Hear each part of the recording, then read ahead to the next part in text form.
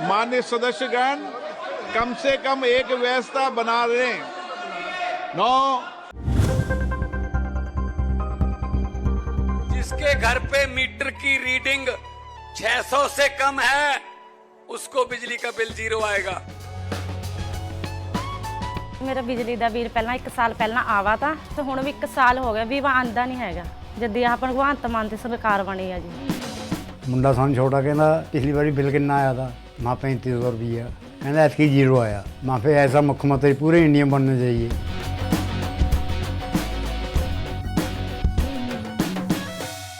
This basic quote, the largest in the state, has witnessed the rise and fall of MPs. मान्य सदस्यगण, महामहिम राष्ट्रपति जी ने कुंभ के बारे में भी चर्चा की है, इसलिए आप जब महामहिम राष्ट्रपति जी के अभिभाषण के अंदर जब अपने विषय को रखें तो वो विषय भी आप रख सकते हैं।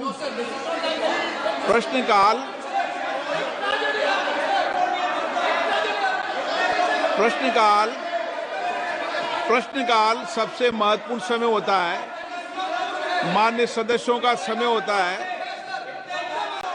और बहुत प्रयास करने के बाद मान्य सदस्यों का प्रश्न आता है, सरकार की जवाबदेही भी तय होती है। इस महत्वपूर्ण विषय पर कई बार चर्चा हो चुकी है और मैं आपसे कई बार आग्रह कर चुका हूं, माननीय सदस्यगण, कम से कम एक व्यवस्था बना लें। 9 एक व्यवस्था बना लें कि प्रश्नकाल के अंदर कभी भी विषय को नहीं उठाने दिया जाएगा। जब मैं आपका स्थगन को अलाउ नहीं करूं तब विषय उठाया करो। कभी हम संसद की व्यवस्थाओं को तो बनाएं ना।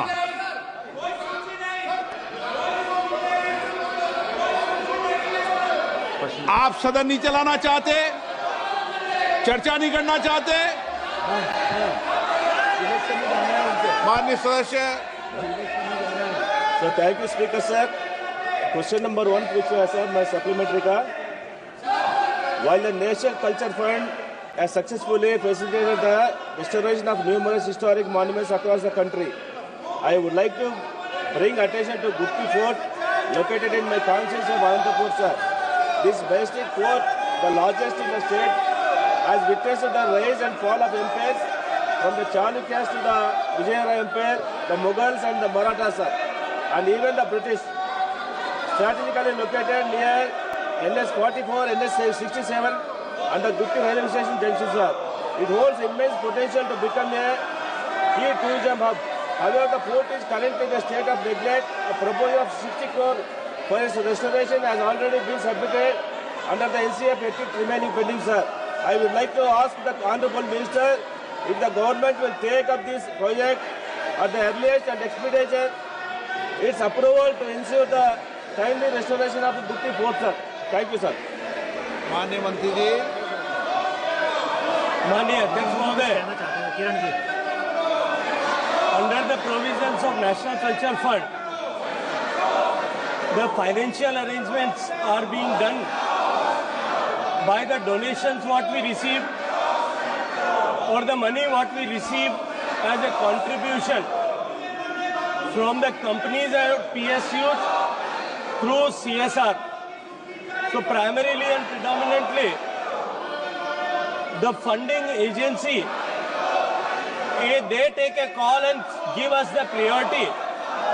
We have already enlisted 150 projects on the website of NCF. The said project which Honorable MP wished to ask is also part of that. It has been depicted on the website. Whenever adequate funding will be agreed by any of the PSU or any of the company who is giving CSR and on the priority, will certainly consider this. So thank you, Honorable Minister, sir. However, I would like to bring to your attention that the issue extends beyond Gutti Fort alone, sir. There are 20 other proposals from Andhra Pradesh that are also awaiting approval under the National Culture Fund for the preservation, protection and promotion of the historical monuments, sir. Honorable Speaker ji, it is concerning to note that in the last 5 years, not a single project from Andhra Pradesh has been approved under the NCF. I kindly request the Honorable Minister to provide clarity on the reason behind the delay in closing these proposals and the steps being taken to ensure their timely approval and restoration, sir. Thank you, sir. माननीय अध्यक्ष महोदय, जैसा मैंने निवेदन किया पहले प्रश्न का उत्तर देते हुए भी, मैं एक बार फिर दोहराना चाहता हूं कि नेशनल कल्चर फंड के 150 जो ऐसे मॉन्यूमेंट्स की सूची हमने ऑलरेडी वेबसाइट पर प्रकाशित की है, उसमें 21 ऐसे प्रोजेक्ट आंध्र प्रदेश स्टेट के हैं। सामान्यतया एनसीएफ में कोई कंपनी सीएसआर देने वाला पीएसयू या कंपनी जब कभी किसी पर्टिकुलर प्रोजेक्ट के लिए सीएसआर देने के लिए आग्रह करता है तो हम उसके लिए इसको कंसीडर करते हैं। अभी हमने डीपीआईटी को के साथ में बैठक करके सारे पीएसयू से आग्रह किया है कि वो कुछ धनराशि उपलब्ध कराएं। जब भी धनराशि उपलब्ध होगी किसी इस पर्टिकुलर इन प्रोजेक्ट्स को प्रायोरिटी करते हुए तो हम निश्चित रूप से उसको कंसीडर करने का प्रयास करेंगे। माननीय B Ramesh ji, Owners Fund has proposed for water churning and strengthening of Buddhist rock cut, turrets and repairs of caves, and their use of structural charya with 3 crore cost estimate. The project proposed also provides for a public amenities and landscape of gardens. Kindly, Minister, Honorable Minister has to say on this. फिर मैं वही निवेदन करूंगा कि हमने उसको सूचीबद्ध किया है, उस पर धनराशि उपलब्ध होने पर निश्चित रूप से उस पर कार्रवाई की जा सके।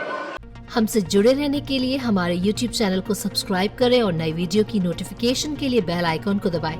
अगर आप ये वीडियो Facebook पर देख रहे हैं तो लाइक जरूर करें और ज्यादा से ज्यादा शेयर करें। धन्यवाद।